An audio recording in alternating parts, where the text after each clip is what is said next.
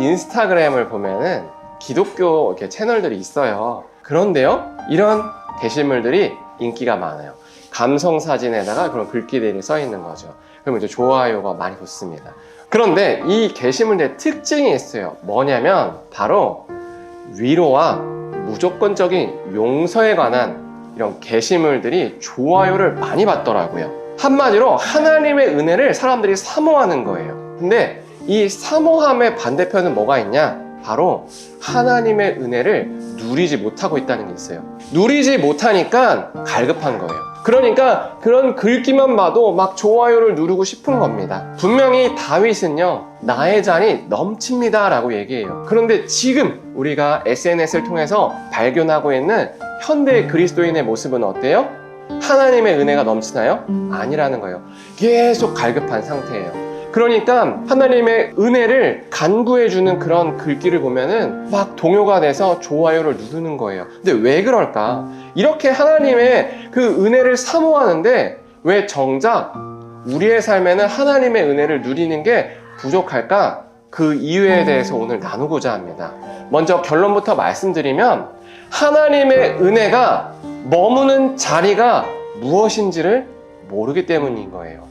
하나님의 은혜가 머무는 자리가 따로 있습니다. 하나님의 은혜가 머물지 않는 자리도 있어요. 근데 이것을 알아야 우리가 풍성한 은혜를 누릴 수 있다는 사실을 기억하시 주시기 바랍니다. 그래서 오늘 설교를 잘 들어보시면 하나님의 은혜를 이렇게 누리는 거구나를 깨달으실 수 있을 겁니다. 먼저 하나님의 은혜가 머무는 자리가 어디냐? 바로 오늘 본문에 나오는 기럇 여아림이에요. 기럇 여아림이 도대체 뭔가 아마 낯서셔서 잘 모르실 거예요. 기럇 여아림은 이스라엘의 한 지역의 이름이에요. 해발이 한 700m 이상 되는 높은 고지죠. 이곳에 하나님의 은혜가 머뭅니다. 어떤 배경에서 그렇게 되었는가? 바로 언약궤 사건 때문이에요. 사무엘상 4장부터 그리고 오늘 본문까지 언약궤 이야기가 쭉 이어집니다. 이스라엘과 블레셋이 전쟁을 했어요. 그리고 블레셋이 이겼습니다. 그리고 그 블레셋이 언약궤를 그 나라로 빼앗아 가요. 그러자 블레셋에 하나님이 재앙을 내리세요. 그러니 블레셋 사람들이 이 언약궤를 이스라엘로 돌려보내자라고 합니다. 그렇게 해서 어떻게 돌려보내지 합의를 하는 게 저번 주까지의 내용. 그래서 이번 주는 실제로 돌려보내는 내용입니다. 새롭게 만든 수레를 준비합니다. 그리고 그 수레에다가 금으로 만든 독한 종기 모양 5개, 그리고 금으로 만든 쥐 모양 여러 개를 담습니다. 그리고 그곳에 언약궤를 올려놔요. 그리고 그 수레를 누가 끄느냐? 암소가 끌어요. 한 번도 멍에를 매지 않은 암소래요. 그런데 특이한 게 있어요. 뭐냐면 젖을 먹이는 암소래요. 송아지가 있다라는 거예요. 근데 왜 굳이 젖을 먹이는 암소를 끌게 하지? 이유가 있습니다. 이유가 뭐냐면 암소, 특별히 젖을 먹이는 암소는 모성애가 강한 상태예요. 그러면 본능적으로 송아지랑 떨어지고 싶어 할까요? 아니라는 거예요. 그러면 이런 암소에게 수레를 맸을 때 정말로 이 암소가 이스라엘을 향해 간다면 우리에게 내린 재앙이 이 언약궤 때문이구나를 알 수 있다는 거예요. 정말 똑똑한 거죠. 그렇구나. 정말로 이 이스라엘의 하나님이 신이라면 이 암소의 본능마저도 이기겠지라고 생각한 거예요. 그렇게 해서 묶었습니다. 출발을 시켰어요. 그러자 암소가 뚜벅뚜벅 베세메스라고 하는 이스라엘 땅을 향해 걸어갑니다. 근데 이상한 점이 있어요. 막 울고 있는 거예요. 소가 막 음메하고 울고 있고 뒤에서 송아지가 울고 있어요. 근데 흥미로운 점은 이 소들이 좌로도 우로도 치우치지 않고 곧바로 이스라엘 땅으로 가고 있다는 거예요. 이 장면을 통해서 하나님은 무엇을 말씀해 주시냐면 바로 이겁니다. 내가 이것을 주관하고 있어요. 하나님이 이 모든 사건을 주관하고 있다는 것을 말씀해 주고 계신 겁니다. 그래서 이 언약궤가 멈추는 것이 어떤 것이냐? 바로 하나님이 머무는 것이다 라는 거예요. 하나님께서 이 암소들을 끌고 멈추는 곳이 내가 주목하는 곳이고 멈추는 곳이야 라는 게 이 배경 가운데 의도된 내용인 거죠. 그래서 이 암소들이 이스라엘의 베세메스라는 곳으로 갑니다. 베세메스는요, 블레셋과 이스라엘의 경계 지방이에요. 그래서 그곳에서는 바로 이 언약궤를 먼저 볼 수 있는 거죠. 그러자 사람들이 이 언약궤가 오는 걸 봅니다. 그런데요, 그 시기가 언제였느냐? 바로 13절에 나옵니다. 우리 13절을 한번 같이 읽어볼게요. 시작! 베세메스 사람들이 골짜기에서 밀을 베다가 눈을 들어 배를 보고 그 본 것을 기뻐하더니. 아멘. 언제 지금 언약궤가 왔다고요? 밀을 베다가 왔대요. 추수 시기에 왔다라는 거예요. 이게 우연이 아니라는 겁니다. 하나님께서 언약궤를 이끌어 오셨습니다. 우연히 온 게 아니라 하나님이 이끌어 오신 거예요. 그러면 이 시기는 누가 정했어요? 하나님이 정하셨다는 거예요. 그런데 이 시기가 흉작도 아니고요, 전쟁 중도 아니고요, 바로 추수 시기랍니다. 그 이야기는 뭐냐면 이거예요. 이제 풍성한 은혜가 임하노라 라는 거예요. 그런 거를 극적으로 보여주기 위해서 이제 이스라엘 사람들이 1년간 농사 지었던 거를 거두는 매우 풍성한 시기에 언약궤가 나오는 겁니다. 그리고 흥미로운 건 사람들이 추수 시기에 길을 걷다가 발견한 것도 아니고 서로 싸우다가 발견한 것도 아니고 밀을 베다가 발견을 했대요. 한마디로 뭐예요? 은혜가 더해지는 사건이에요. 이제 이 베세메스 사람들은요, 언약궤와 함께 하나님의 은혜만 누리면 되는 상황입니다. 그래서 이 새 수레 그리고 이 암소를 번제로 드리는 거예요. 왜 수레를 박살내고 그리고 암소를 번제로 드리냐면 하나님의 거룩한 언약궤를 싣고 왔기 때문이에요. 그런데 이거를 이제 싣고 왔기 때문에 어느 곳에 방치해두면 이 수레를 누군가 쓰게 됩니다. 그러면 이 수레는 더럽혀져요. 그럼 하나님의 거룩함이 더럽혀지기 때문에 그러면 안 돼서 아예 하나님께 불태워 올려보내는 거죠. 그래서 암소도 잡고 수레도 잡는 거예요. 그러므로 하나님께서 이 구별되는 거룩함을 요청하셨고 그들은 거기에 잘 참여를 했어요. 이제 해피엔딩 하면 좋은데 사건이 생깁니다. 그 사건이 무엇이냐? 바로 베세메스 사람들이요, 이 언약궤를요 들여다봐요. 언약궤를 들여다본다는 게 무슨 말이냐면 언약궤의 뚜껑을 열어봤다라는 거예요. 그래서 어떻게 되었느냐? 하나님께서 베세메스 사람들 5만 70명을 치십니다. 이 내용이 오늘 19절에 나와 있어요. 19절 한번 같이 읽겠습니다. 시작. 그 사람들이 여호와의 궤를 들여다본 까닭에 그들을 치사 5만 70명을 죽이신지라. 여호와께서 백성을 쳐서 크게 사륙하셨으므로 백성이 슬피 울었더라. 지금 이 표에 보면, 이 그림에 보면 5만이라는 것에 가로가 쳐져 있어요. 가로. 이 5만이라는 것에 가로가 쳐진 이유는 어떤 사본, 성경의 사본에는 5만이라는 글자가 빠져 있고 어떤 사본에는 들어있기 때문에 이 5만이라는 글자를 뺐어요. 근데 아마도 신학자들이 추론하기로는 5만이 아니라 70일 것이다. 왜냐하면 이 베세메스라는 성읍이 크지 않기 때문이에요. 그래서 5만 정도의 인구가 거주하지 않을 것이다 라고 봐서 그냥 5만을 빼고 해석하는 게 옳지 않겠나 라고 이런 의견도 있습니다. 그러나 뭐 5만 70이든 사실 그 수 자체는 그렇게 중요하지 않아요. 뭐가 핵심이냐면 바로 이겁니다. 하나님이 언약궤를 들여다본 사건을 결코 가볍게 여기지 않았다는 거예요. 하나님께서 언약궤를 들여다본 사건을 결코 가볍게 여기지 않으셨어요. 그래서 이 베세메스 사람들을 심판하셨다라는 게 핵심입니다. 여기서 우리가 주목해야 될 사실은 뭐냐면 하나님과 같이 있으려면 구별돼야 돼요. 하나님의 뜻을 따라야 돼요. 근데 그 뜻을 안 따르면 하나님이 진노하신다라는 거예요. 그러자 베세메스 사람들은 깜짝 놀라요. 하나님께서 진노하시니까 깜짝 놀란 거예요. 너무 두려운 거예요. 그래서 이 언약궤 은혜도 좋지만 치워버려라. 우리 다 죽게 생겼다. 라고 해서 이 언약궤를 기럇 여아림 사람들에게 보내버려요. 근데 흥미로운 건 기레한 여아리 사람에게 직접 갖다 주지도 않고 내려와서 가져오라고 합니다. 바로 여기까지가 우리가 주목해 봐야 될 사건이에요. 뭐냐면 이 베스메스 사람들은 왜 언약궤를 기럇 여아림에게 떠넘기는가예요. 이유는 아까도 나왔지만 두려워서요. 두려워서. 뭐가 두려워요? 하나님의 진노가 두렵다는 거예요.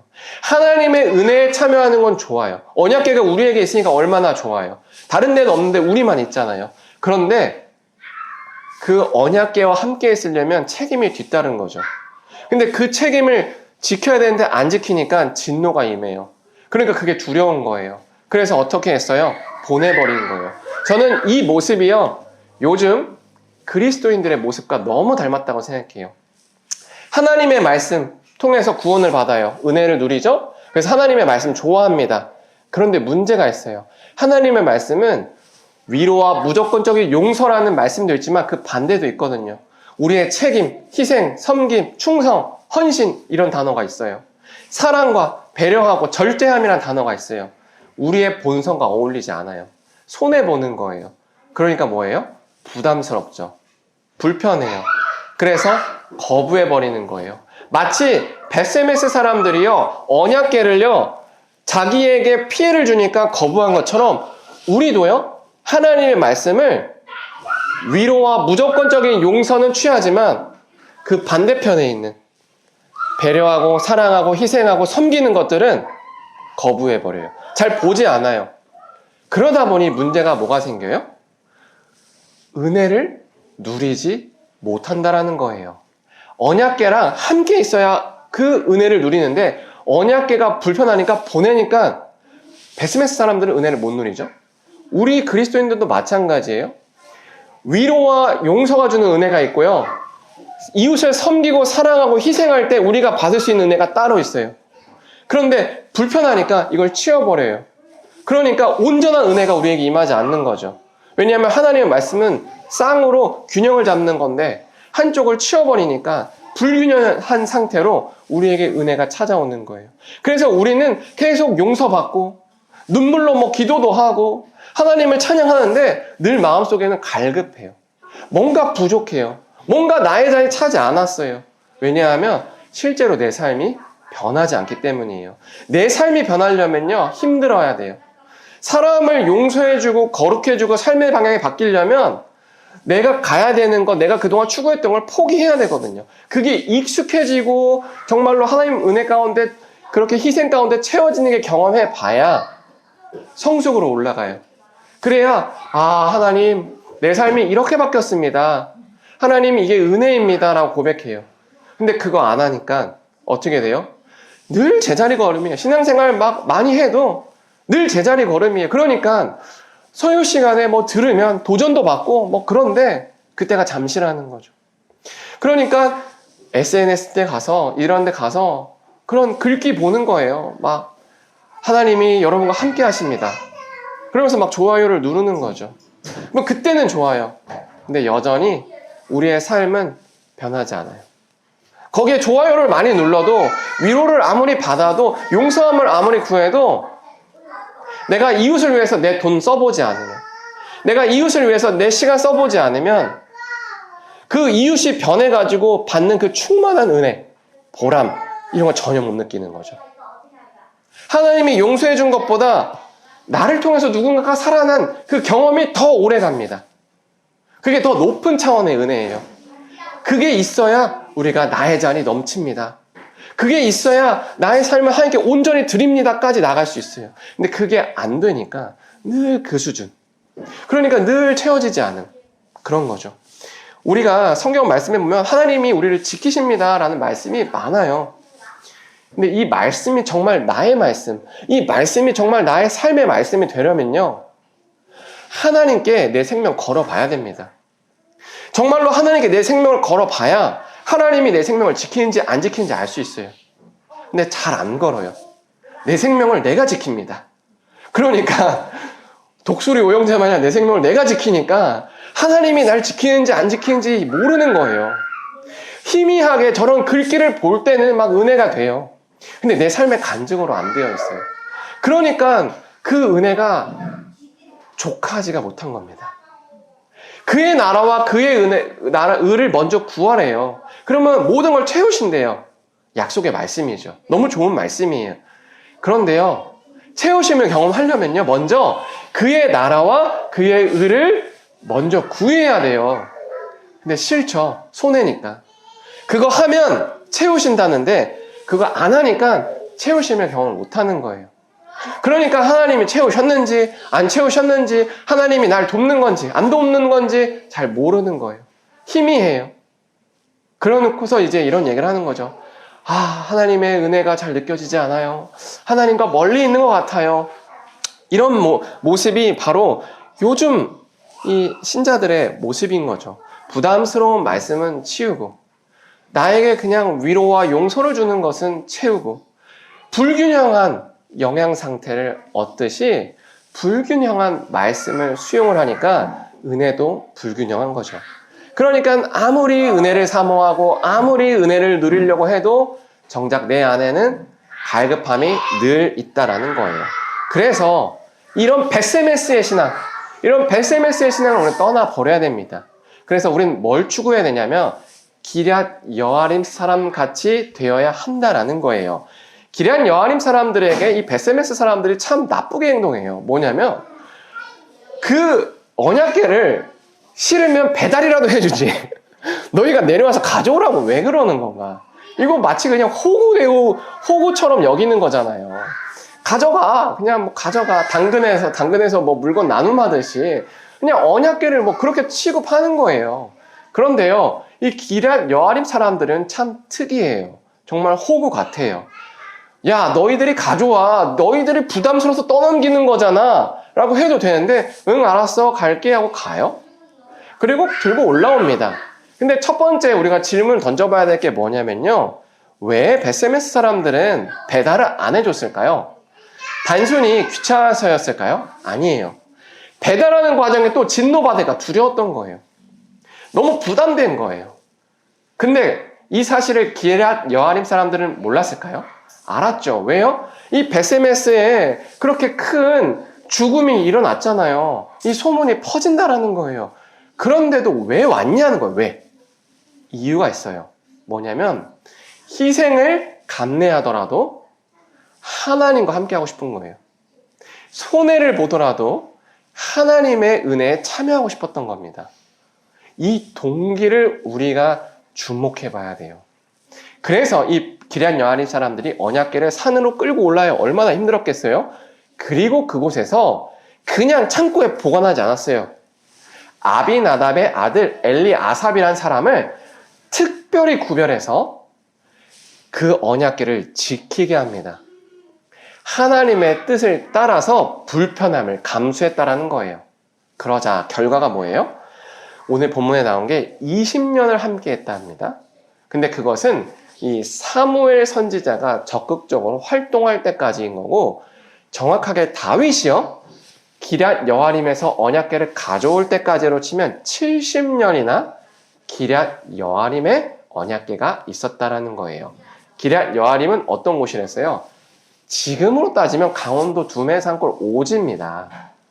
해발이 높은 누구도 찾지 않는 그냥 산속 깊은 어떤 곳이에요.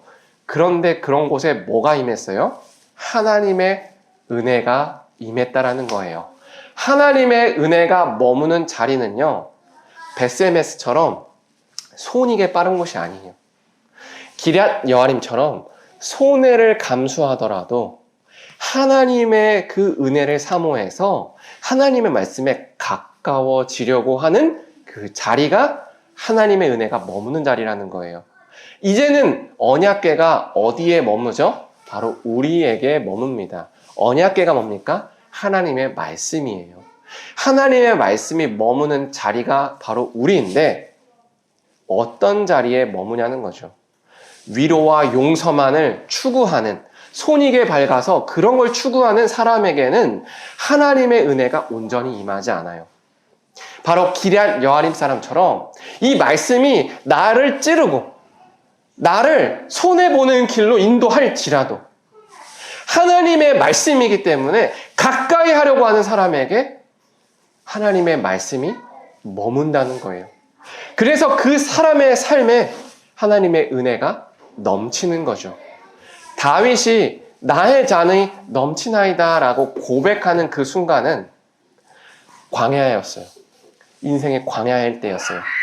왕이 돼서 태평성대를 누릴 때가 아니라 광야의 시기였습니다. 왜 그게 가능했는가? 다윗은요, 한순간도 하나님의 말씀에서 떠나고 싶어 하지 않았어요. 하나님의 말씀이면 붙들고 싶었던 거예요. 그래서 그 하나님의 말씀이 나에게 지금 독이 되든 아니면 이익이 되든 다 따르고 싶었어요. 대표적인 사건이 무엇이죠? 사울이 다윗이 죽어하고 있는 굴에 들어온 사건이죠. 다윗은 사울을 죽일 수 있었습니다. 그러나 사울이 하나님께서 기름 부은 자이기 때문에 죽이기를 거부해요. 예비적으로 나를 죽일 수 있는 사람을 그냥 놔둔다라는 건 엄청난 결단이자 희생인 거예요. 근데 다윗은 그렇게 결단해요. 그래서 다윗은 결코 자신의 손에 하나님이 세운 사람을 치는 일을 행하지 않는 거죠. 우리도 지금 이런 말씀 가운데 서 있어요. 우리에게는 이 성경책을 보면 위로와 무조건적인 용서의 말씀도 있고요. 희생과 섬김과 사랑과 배려와 절제와 인내와 우리가 원하지 않는 우리의 본성의 반대편에 있는 말씀이 다 있다라는 거죠. 우리는 선택할 수 있습니다. 베스메스 사람들처럼 불편해, 보내버려, 읽지 않아. 그냥 내가 원하는 예수님께서 우리 사랑해준 말씀, 그 용서해준 말씀 그런 것만 취할지, 아니면 정말로 예수님의 그 십자가 길마저 나의 말씀으로 붙들고 나갈지 우리가 지금 선택할 수 있는 상황인 거예요. 저는 소망하기로는 우리 교회가요, 베스메스가 아니라 기럇 여아림이 되었으면 좋겠어요. 손해가 당연히 보일지라도, 이가 이렇게 선택하는 것이 손해일지라도 하나님의 말씀이기 때문에 온전히 참여해야겠다라고 결단했으면 좋겠습니다. 그래야 우리 교회에 뭐가 이루어져요? 하나님의 은혜가 이루어집니다. 그래야 우리 교회에 하나님의 은혜가 이루어져요. 그러면 우리 교회에 하나님의 은혜가 이루어지면 나타난 특징이 있습니다. 뭐냐면 우리 교회에 새로운 사람이 왔을 때 이곳이 교회구나 라고 느끼게 된다는 거예요. 왜냐? 우리의 생각과 말과 행동이 달라요. 우리가 정말로 평소에도 하나님의 말씀을 가까이에서 희생하고 사랑하고 섬기고 이런 것들이 충분히 연습되었어요.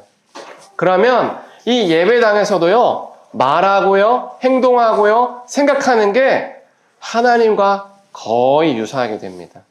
그러면 사람은 영적인 존재이기 때문에 그 사람의 신앙이 깊든 깊지 않든 무엇이 옳은지 아는 거죠. 그래서 우리 교회 공동체에 참여하면 그 사람이 신앙이 있든 없든 이곳이 진짜 교회구나, 이곳이 정말로 하나님께서 기뻐하시는 곳이구나를 느낄 수 있다는 거죠.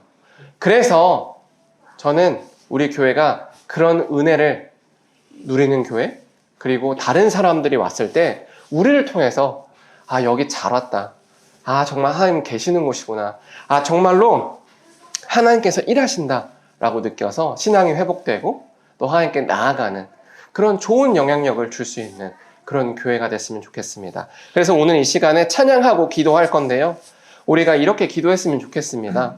하나님의 말씀이 부담스럽더라도 그 말씀에 순종하게 해주세요. 그래서 세상과 구별되어 살아가기를 원합니다. 나의 평소의 모습이 세상과 구별되어 나를 만나는 사람들이 나를 통해서 하나님을 발견할 수 있으면 좋겠습니다 라고 우리 찬양하고 기도하겠습니다.